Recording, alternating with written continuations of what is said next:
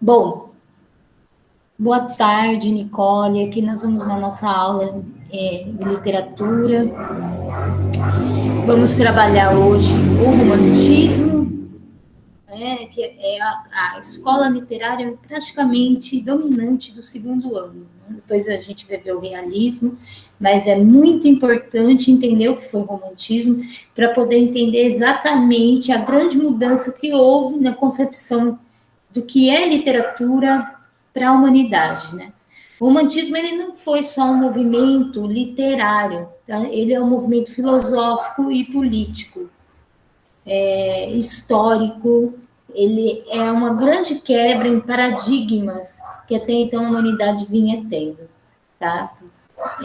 Principalmente na Europa. E depois ele migra aqui para a América do Sul. Depois vamos estudar especificamente o romantismo no Brasil, tá? Quando eu falo romantismo, as pessoas entendem, alguns alunos entendem, né, Nicole, que eu estou falando de coisas melosas e românticas no sentido de dor, de encantador, um casal que se apaixona. Necessariamente o romantismo não é isso, especificamente. É claro que tem também esse tipo de romance, mas a palavra romantismo vem aí dos romances, que não quer dizer um casal com outro, né, uma pessoa com a outra, e sim quer dizer um gênero literário que, anteriormente a esse movimento, chamava romance, não tinha o status e não tinha a autoridade que tinha, por exemplo, as epopeias. Era considerado um gênero menor, um gênero literário menor, o romance, que depois o romantismo transforma-se no seu principal gênero literário. Tá? O romance era diferente da epopeia porque ele se permitia utilizar uma linguagem mais simples, menos rebuscada, mais coloquial, mais próxima do povo e contar causos mais banais, mais cotidianos, mais reais do que a epopeia, que tinha toda aquela coisa mítica, né? Inventava feitos mirabolantes, histórias entre mares e tal. Tinha todo um enredo grandioso, a epopeia. Tá? Você viu? O que você lembra de literatura do ano passado, Nicole? Eu não vi muito. Hã? Eu não vi muito literatura no passado. Então, e aí fica um pouco complicado, mas a gente vai tentar fazer um paralelo, tá? Vamos tentar fazer um paralelo talvez com o que você não viu, tá? Tá bem. Que seria o classicismo, né? Esse classicismo seria o período do Renascimento, tá? Nesse período do Renascimento, lá para 1500, época do descobrimento, saída da Idade Média, tá? O grande escritor era aquele que conseguia se encaixar em certos moldes, é aquele que conseguia escrever uma obra de acordo com os moldes clássicos, que vinham da onde, né? Que foram resgatados lá da Grécia Antiga, né? De Grécia e da Roma Antiga, e trazidos para aquele momento. Aquele escritor que conseguisse escrever, encaixar sua obra de acordo com aqueles ditames, de acordo com aquelas regras, ele era considerado grande, tá? E não eram só regras de versificação, no estilo, mas também temas serem abordados. Uma epopeia, por exemplo, ela nos permite trabalhar com problemas individuais, né? Mas sim problemas coletivos, problemas que se referem a uma grande nação. É claro que algumas epopeias, alguns personagens ali têm seus próprios dilemas, mas esse dilema ele faz parte de um grande enredo que demonstra também um grande conflito daquele povo. A epopeia seria o espelho daquela nação, né? Os Lusíadas, por exemplo, os Lusíadas, que é a grande epopeia da nossa língua portuguesa, ele reflete toda a história do início de Portugal, o começo de Portugal como império, né? Como nação. É como se ele fosse a carta, a certidão de nascimento de Portugal, vamos dizer assim. E para se tornar grandioso, né, majestoso, é claro que vem aí o escritor colocava grandes figuras mitológicas, né? Ele coloca as ninfas, o gigante Adamastor, ou também narrativas dentro, como a história de Inês e Castro, né, trágicas, para mostrar esse grande melodrama, né, que seria a história desse coletivo, desse povo, tá? Então, por exemplo, e as palavras, a linguagem tinha que ser perfeita, né? Não podia ser, tinha que ser uma linguagem bem trabalhada, gramaticalmente totalmente correta, com inversão do sujeito, uma linguagem rebuscada, uma linguagem, vamos dizer assim, mais difícil de acesso. Né? Por quê? Porque é uma obra grandiosa, uma obra que demonstra toda a riqueza desse povo. Então, a linguagem dela também tinha que espelhar isso, tá? Então, obras que não seguissem esse contexto, que não seguissem essa perfeição, métricas, redondilhas, e tamanho, e linguagem, versificação, e enredo, não eram consideradas grandes. Não tinha essa valorização social. E aí nós temos o romance, que era visto como uma obra menor, tá? Nesse momento, o romance começa a ser visto como uma obra menor, mais populesca, né?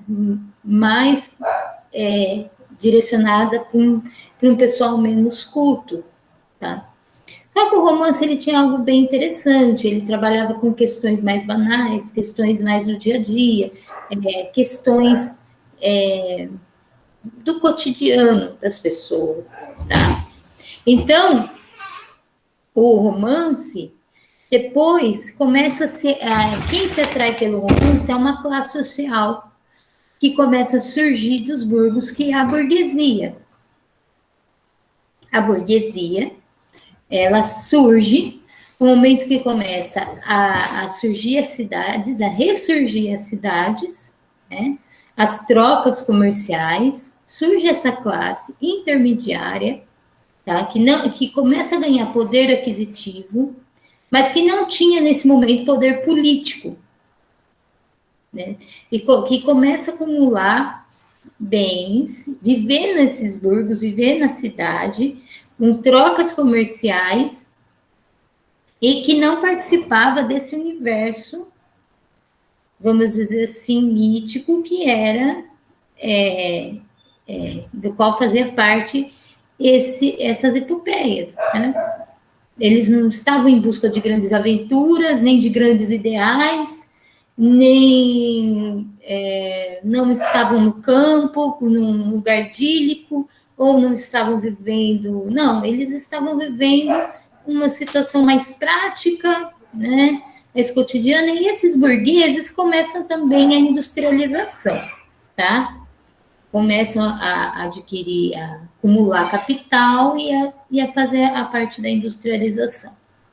E logo, esses burgueses, eles se apropriam desse romance, eles começam a gostar, o romance passa a ser o gênero que mais os atraía, tá? E que eles mais consumiam, talvez pela facilidade da linguagem, por estar mais próximo da realidade deles. E aí, logo, esses burgueses começam a querer o seu poder político também, começam a exigir sua participação política. Foi quando estoura a Revolução Francesa, onde eles derrubam a monarquia, se unem aos trabalhadores, ao proletariado, que eram os trabalhadores das indústrias e dos campos, para poder derrubar a monarquia, com o discurso de que somos todos iguais, que o ser humano que não tem que ter essa diferença de classes sociais, que o ser humano é único, tem que ter direito à vida, direito à moradia, direito à saúde, à educação, que os direitos têm que ser iguais para todos. Tá? O discurso da igualdade surge com a própria burguesia. E é engraçado, porque hoje a burguesia está no poder e não tem... Oi. Fala, Nicole. Então, um dos motivos da Revolução Francesa foi o romantismo? A Revolução Francesa ela faz parte do momento crucial do romantismo. O romantismo é a grande escola literária que vai acompanhar a Revolução Francesa, tá? Ela dá o grande marco do romantismo. As ideias da Revolução Francesa, essas ideias de igualdade, fraternidade, elas fazem parte do romantismo, tá? O romantismo ele vem desse movimento no final do século XVIII, no final do século XVIII, ele toma conta, ele toma para si esses ideais e ele passa a representar exatamente as aspirações da burguesia, entendeu? Ele passa a aspirar esses ideais da burguesia, porque essas concepções da burguesia influenciou naquele momento a concepção filosófica da própria humanidade, a questão da individualidade. Trouxe a noção de individualidade. O indivíduo é importante. O indivíduo é uma riqueza. O ser, eu sou, aqui alguém que tem uma história pessoal, uma história individual, uma trajetória.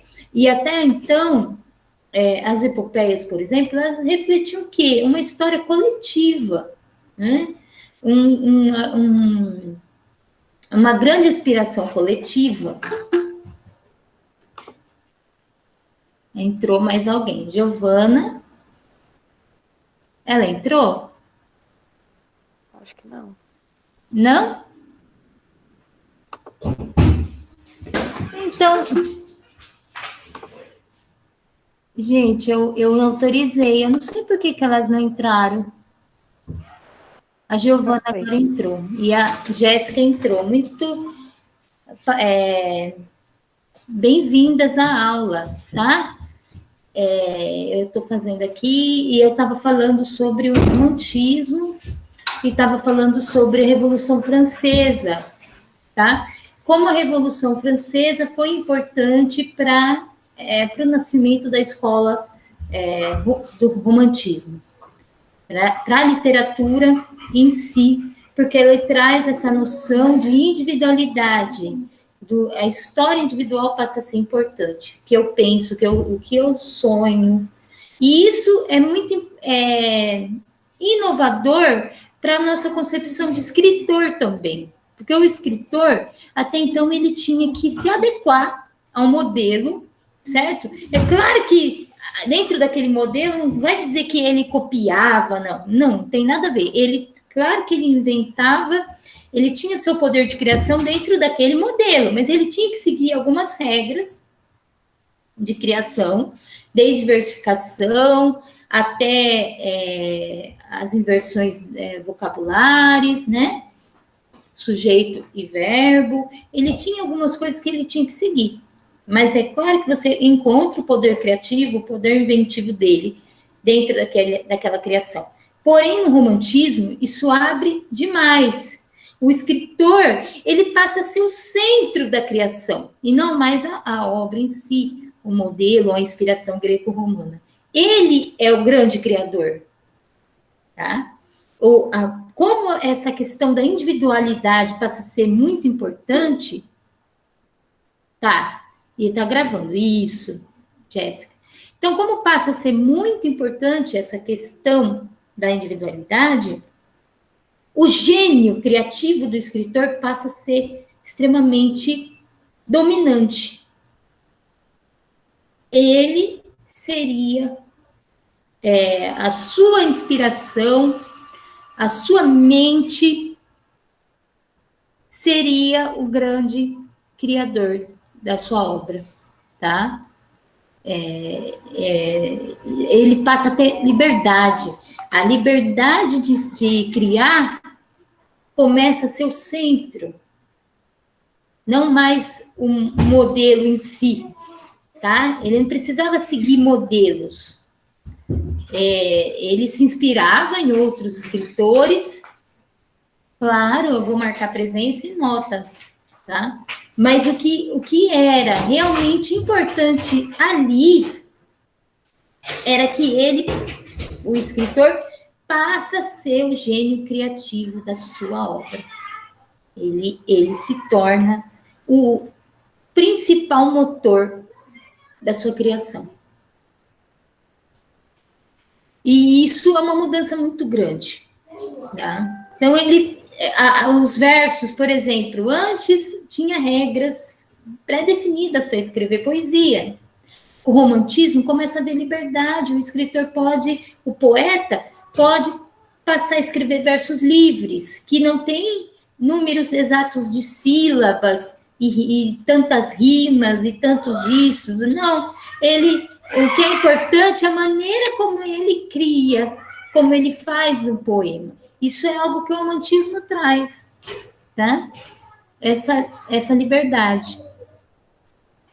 Então, isso muda a concepção também de arte.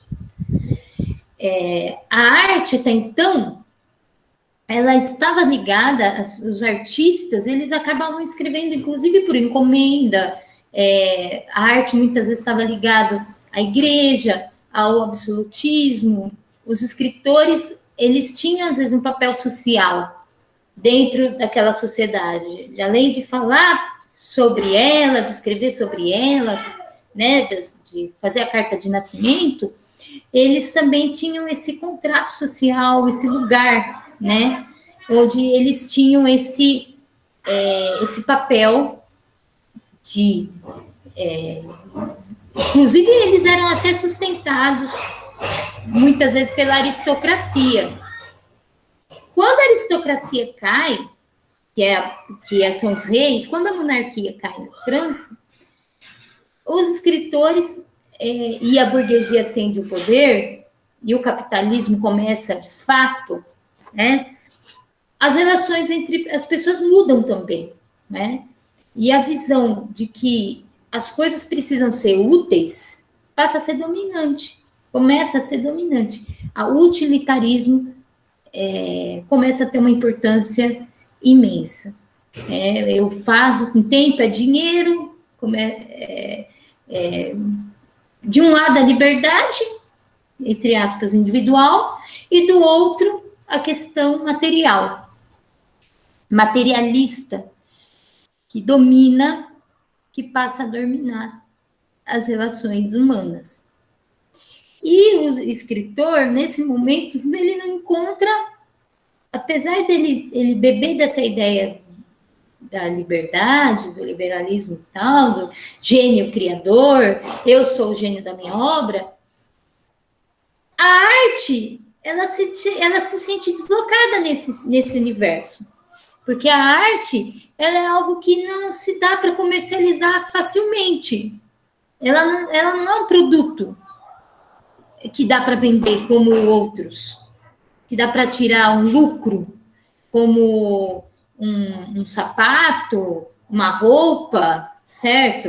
Ela não é isso. Então, é diferente, certo? Ela tem um papel diferente. E nesse meio do utilitarismo, ela não encontra lugar, ela não encontra espaço, principalmente a literatura, que já diferente de outras artes, que tem o seu próprio meio, né? Como, por exemplo, a A pintura, ela tem o seu meio artístico. A literatura não. Ela se faz das palavras que já existem. Ela se constrói de significantes, palavras que já são usadas pelas pessoas, que já têm o seu próprio significado. E ela tem que recriar essa linguagem, essas palavras, dando significados novos. A dificuldade de você dar utilidade para isso é muito maior. O poeta, o escritor, ele se sente deslocado, ele se torna um ente sem lugar, vamos dizer assim. E ele passa a ser um grande crítico dessa nova modernidade, né, dessa nova história humana, que enxerga o material acima do bem comum. Enxerga o sucesso individual a todo custo, o modo de vida utilitário, prático, materialista, como significado de sucesso. O escritor, ele encontra o que, então? A melancolia. Passa a ter um aspecto de melancolia muito grande. E isso vai para a sua obra. Ele é um exilado. Ele é um exilado sem lugar. Engraçado, surge essa nova ideia. Né? O romantismo tem tudo a ver com o liberalismo, com o próprio capitalismo, né? Nascimento, com a Revolução Francesa, com as ideias que surgem de lá, mas ele se transforma numa crítica. Ele se transforma numa crítica a esse modo de vida que a gente começa a tomar conta nesse momento. Tá? E isso vai por todo o século XIX. O que é interessante é perceber como o romantismo ele dá uma reviravolta nos paradigmas até então, tidos como universais, tidos como imutáveis. O que é imutáveis? Que não tinha mudança, que vinha lá dos séculos anteriores. Por exemplo, a ideia de que a melancolia, a ideia de que você ser louco, melancólico, triste, algo, são paixões humanas, sentimentos inferiores. Isso era uma ideia que muito cultuada, né, nos séculos anteriores, né? Você tinha que ser racional, você tinha que ser uma pessoa que uma grande pessoa, uma coisa que fosse valorizada, seria uma mente pensante, né? Um ser que se sobrepunha aos problemas, que tivesse uma visão analítica. É algo que o Renascimento traz com muita força, porque é uma retomada da ciência e do aspecto científico. Isso também passa para as concepções de vida no ser humano, né? Uma concepção mais racional, porque eles precisavam se opor à Idade Média, né? A Idade Média que até então era vista como uma grande idade das trevas, da paixão, do obscurantismo, a falta de ciência, tinha transformado a Europa num lugar de peste, de uma pandemia horrorosa, né? Que foi a peste bubônica, e isso era uma forma até de sobrevivência. Mas o romantismo, ele torna alguns sentimentos que até então eram escondidos, eram impedidos desses escritores manifestarem, em algo extremamente importante, que esses sentimentos, essas paixões humanas, como o amor, né, como o amor pessoal, não amor como a um sentimento nobre, né? Não. O amor individual, a tristeza, a melancolia, a dor, né? Que isso faz parte, que isso é inerente ao aspecto humano das pessoas. E que por isso não poderia ser retirado ou negado. Não, que isso tinha que ser aflorado, que isso tinha que ser mostrado, que o ser humano não seria apenas um objeto racional, alguma coisa. O ser humano não seria apenas o ser que pensa, mas também o ser que sente. E o romantismo traz isso muito bem, tá? Ele retorna, que era considerado negativo, passa a ser valorizado. O feio, e aí começa, retorna a ideia de relativismo das coisas. O que era feio não seria tão feio. As pessoas deveriam olhar, por exemplo, você vê, por exemplo, a história do Notre-Dame de Paris, que é a história do Corcunda de Notre-Dame. Foi feita no romantismo, essa história. Vocês conhecem? Corcunda de Sim, Notre-Dame? Hã? sim. Sim. O Corcunda de Notre-Dame, o que está mostrando? Qual que é a principal mensagem? Você vê, ele era o ser mais feio do universo, vamos dizer assim. Cara, era execrado por todos pela sua aparência física. Mas ele tinha um coração puro, inocente, belo. Ele era o mais belo de todos. A alma dele era a mais bela de todas. A aparência não refletia a alma. Olha a questão do utilitarismo novamente, a crítica. Nem tudo que é bonito parece ser verdadeiro. E a verdadeira beleza dele estava dentro dele, no interior dele. Ele salva a esmeralda, ele é puro, ele não tem maldade, como o bispo tinha, né? O bispo que estava lá, que tinha aparência de servo de Deus, era o que tinha a maior maldade no coração, o maior conflito dentro dele, a maior vingança, o maior ódio. Então, é esse tipo de reflexão inicial, né? Porque tem outras que esse livro é muito complexo, não é só isso.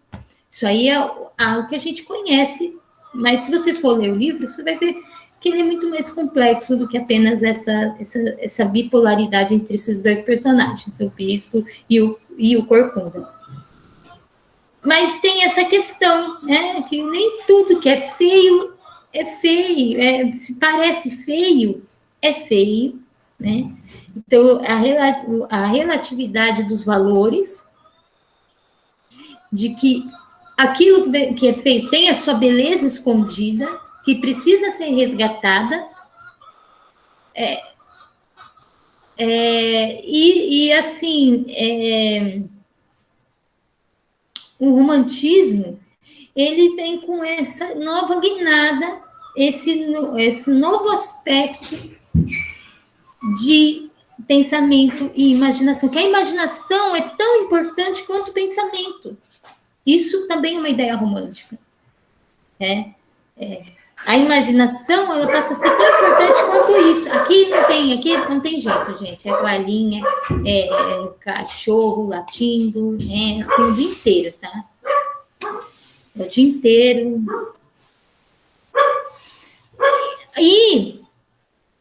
Mas vamos voltar à aula aqui. A gente fica até meio perdida, porque é latido, é cachorro passando, a galinha querendo botar, é uma alegria, né? Por isso que é importante estudar bem esse movimento, é importante estudar bem o romantismo, para entender, inclusive, como que o ser humano atual pensa. Porque muito das nossas ideias de vida, de concepção de vida, de concepção de mundo, vieram daí, tá? Vieram daí. Essa ideia de que você tem que ter um sucesso individual, né? Você tem que ter. Isso de uma certa forma tem uma ideia romântica aí. O que mais que a gente vai falar, tá? Eu não sei se vocês entenderam essa parte contextual. Entenderam? Eu sim. Giovana?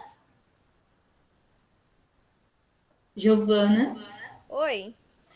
Você entendeu Entendi sim, professora. Tá, bacana.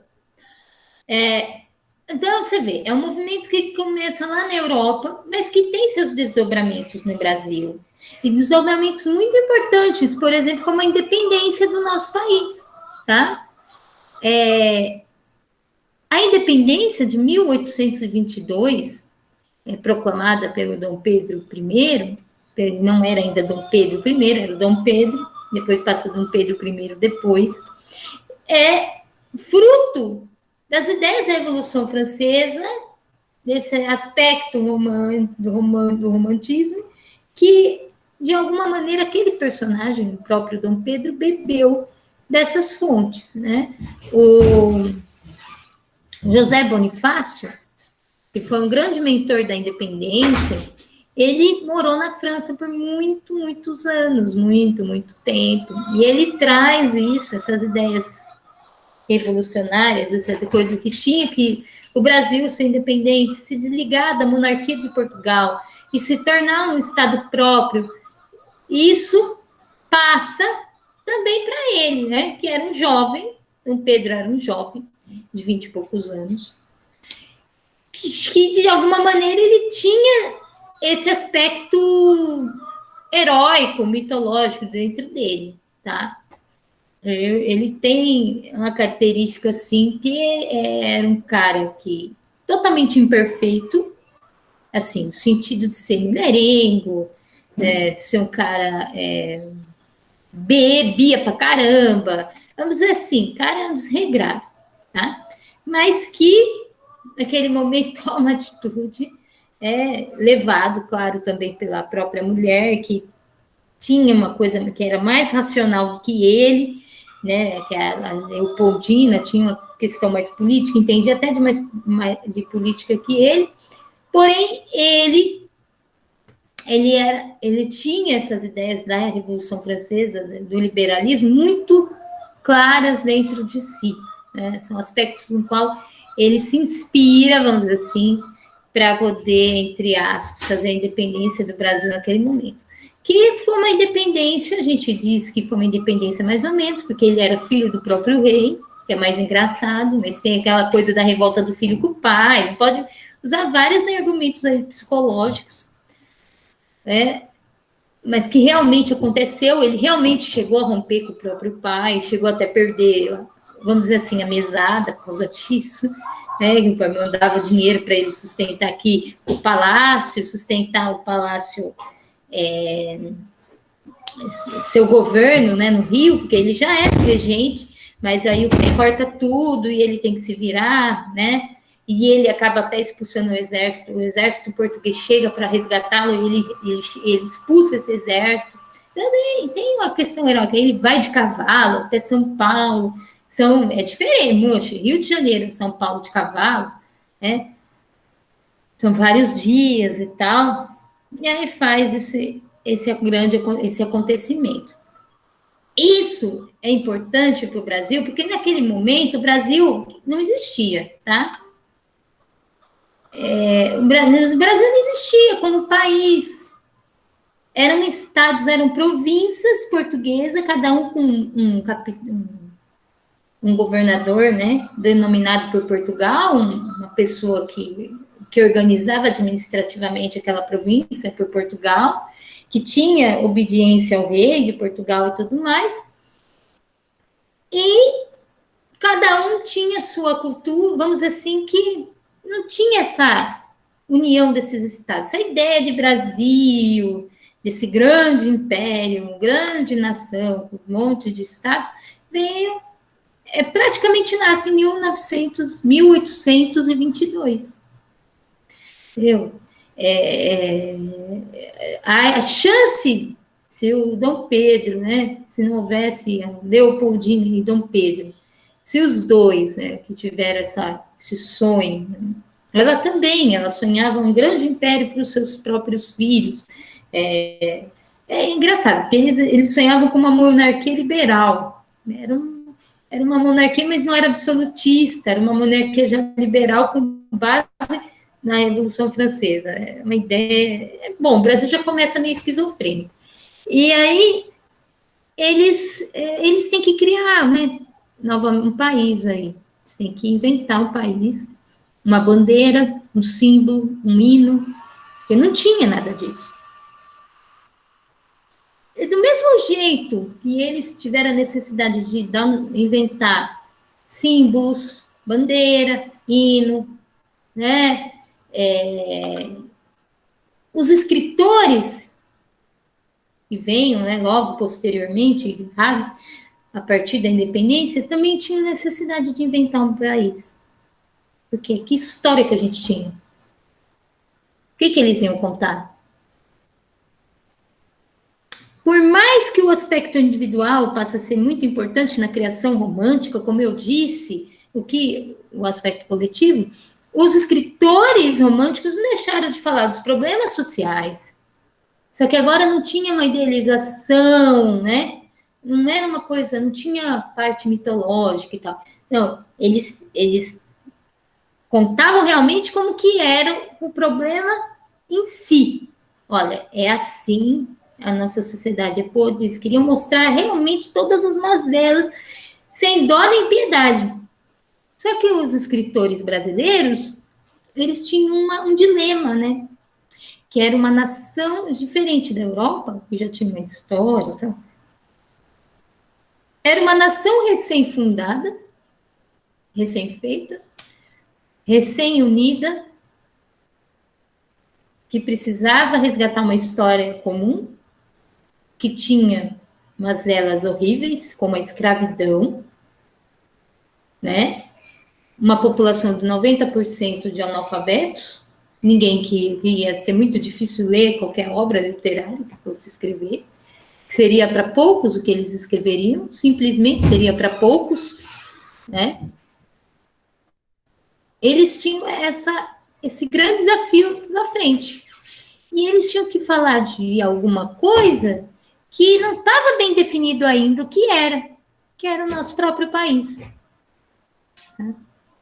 Por isso que eles resolveram se voltar para aquilo que representava, que talvez representasse melhor o nosso país naquele momento, que seria a natureza grandiosa, que ainda existia, que hoje talvez não exista mais, né?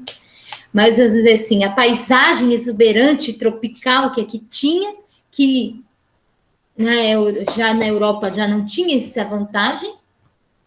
E, para fugir do tema da escravidão, para fugir das mazelas, que a escravidão era um tema muito árduo, era um tema triste, né? Era algo assim que nos envergonhava, né? O Brasil ainda era um dos poucos países que tinha escravos no século XIX já. Os outros foram abolindo. O Brasil foi o último do planeta a abolir a escravidão.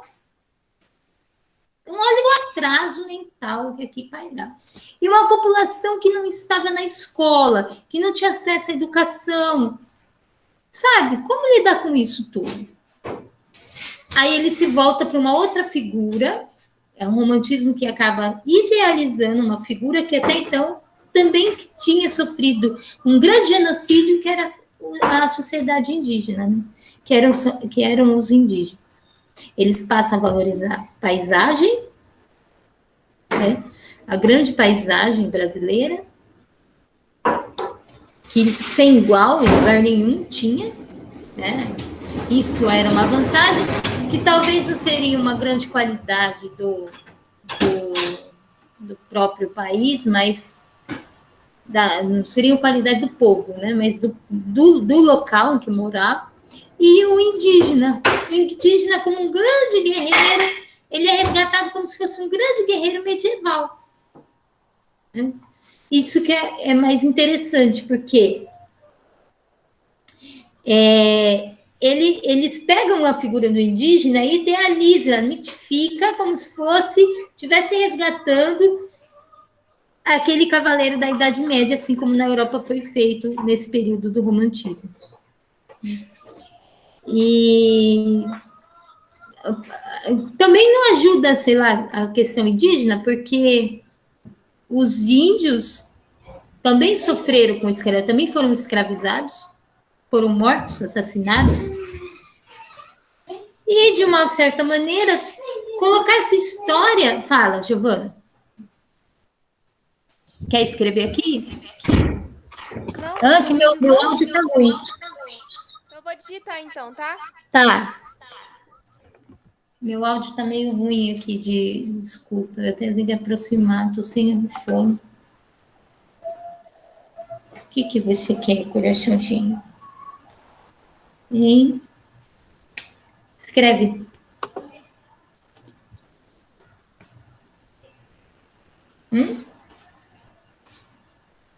Vocês viram que lindo? Bichinho.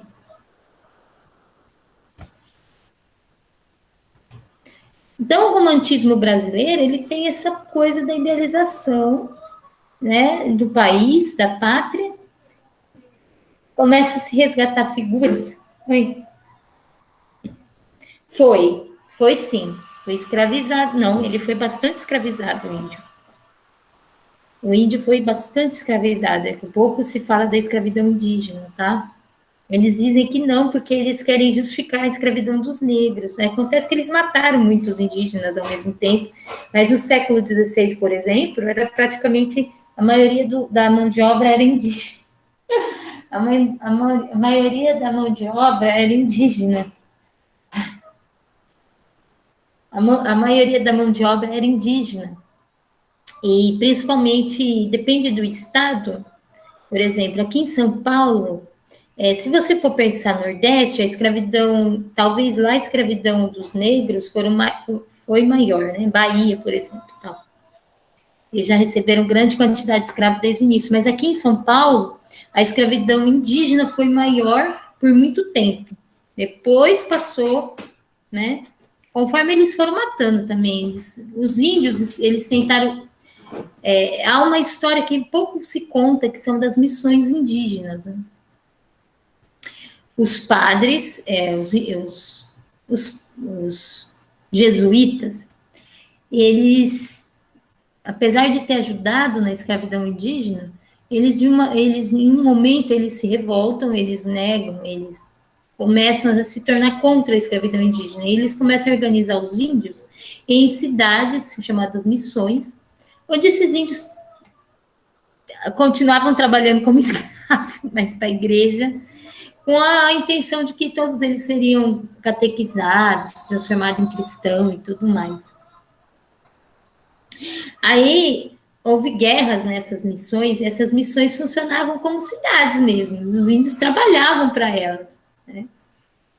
E aí os bandeirantes, veio de São Paulo, eles tinham muita ambição, né? Eles eram muito gananciosos, e eles partem daqui para invadir essas missões exatamente para pegar os índios como escravos. E como muitas vezes eles não conseguiam, e havia guerra, então eles matavam tudo, né? E o mais louco é que eles não iam sozinhos, eles iam também com havia tribos indígenas inimigas daquelas que se aliavam a esses bandeirantes, porque eles eram poucos.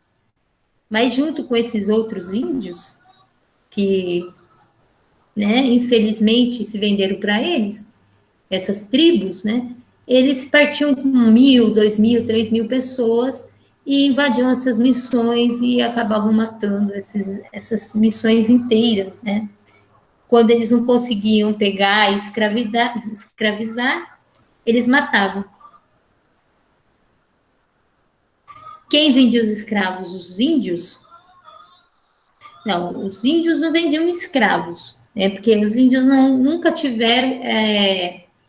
os índios nunca tiveram essa noção, essa coisa de capitalista, de vender. Não, eles faziam trocas, mas vender nunca... Isso não era da sociedade do pensamento indígena. Não, os donos dos escravos vendiam, sim. Os donos dos escravos, eles vendiam, eles buscavam, né? Primeiro tinha um traficante de navio negreiro, que trazia os escravos da África, e eles ganhavam vendendo o quê? Escravos. Os donos da fazenda também trocavam e vendiam escravos. Mas em muitas fazendas, a mão de obra escrava também era indígena. tá? Principalmente nos estados de São Paulo, Paraná, os estados, assim, de São Paulo para o sul, sabe? Rio de Janeiro, São Paulo, Paraná, Santa Catarina, e aí, ao mesmo tempo que eles escravizavam os índios, eles também dizimavam. O problema é que eles dizimaram aqui tinha 4 milhões de índios vivendo, né? De pessoas. Estima-se que havia 4 milhões de pessoas vivendo aqui. E que foram praticamente dizimados. Totalmente dizimados. Por isso que a história da escravidão indígena não é muito contada. Porque pensa-se que essa história não se reflete até hoje. Tá? Como a escravidão dos negros, tá? Que durou um pouco mais tempo, talvez porque não também teve mortes, também teve assassinatos, mas não um massacre como houve dos indígenas, né? Que foi o dos negros houve sim massacre, tortura, eles acabavam, mas não um assassinato em massa, até porque os senhores escravos, até porque se eles fizessem isso, eles também ficavam sem mão de obra, né? Porque já tinham dizimado os indígenas. Né? Muitas tribos indígenas foram dizimadas naquela época, porque as que eram mais resistentes, as que lutavam mais contra essa invasão, acabavam dizimadas, ou pela armas não estou falando arma de revólver, não, era machado, eram coisas assim horrendas, né? Eles faziam coisas bem escabrosas, sabe, não dá nem para contar, tipo, amarrava um índio, as pernas num cavalo, no outro, a mão no outro, e mandava, e os cavalos corriam assim, até estourar o corpo da pessoa inteira, sabe?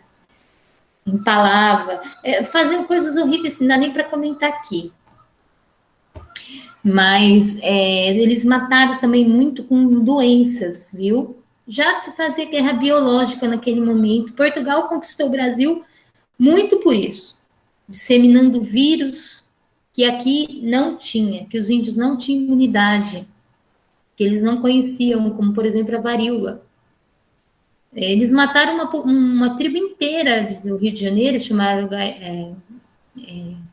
lá de Campo de Goitacazes, uma tribo que era super guerreira, que eles tinham até dentes e tudo, os caras eram muito ferozes, assim, eles pegaram, os portugueses não tinham condição de chegar perto, eles tinham medo desses caras, e até lutava contra tubarão, os caras eram atletas, fortíssimos, né? Eram guerreiros natos, assim, pá.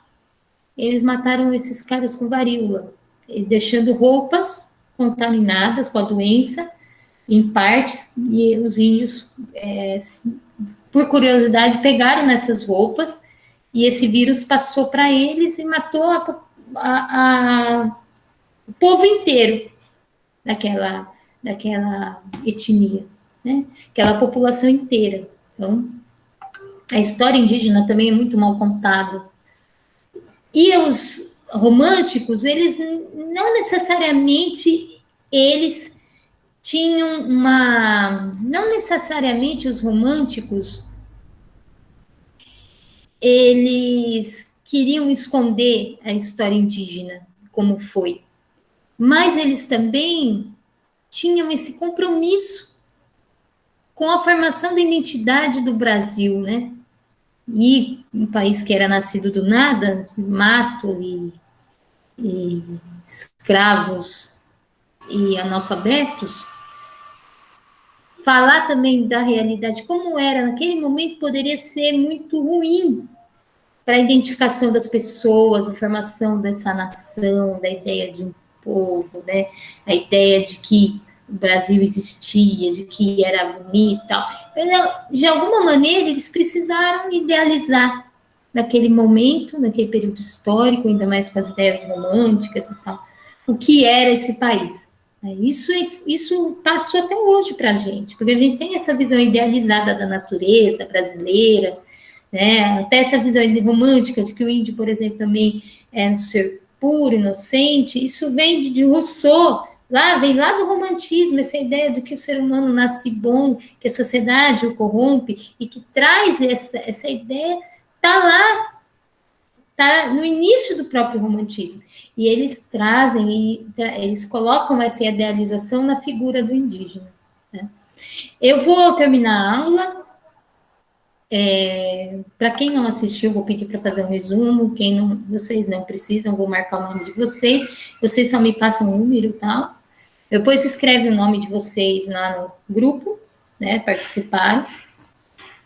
E depois a próxima a gente vai falar melhor, a gente vai falar das obras do romantismo brasileiro, especificamente, vai falar do indianismo, especificamente nas obras, como que foi dessa primeira fase do romantismo no Brasil, porque eu tratei agora das linhas gerais, no contexto geral.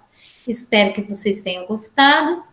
Qualquer dúvida, entre em contato comigo. Se não estiver entendendo, por favor, pergunte, tá? Podem conversar comigo depois sobre a aula no WhatsApp. Tudo bem? Tá bem. Aqui passa carro, né? Então é difícil. Quem não tem isolamento acústico, fala. Tá bem. Então, tudo bem. Boa tarde para vocês. Espero que vocês tenham gostado. Para a professora também. Hã? Boa tarde para a professora também. Tá bom. Vou aqui agora, eu não sei como fechar. Hã? Nada. Vamos ver se como que eu interromper gravação. Acho que é isso. Eu fecho. Bom,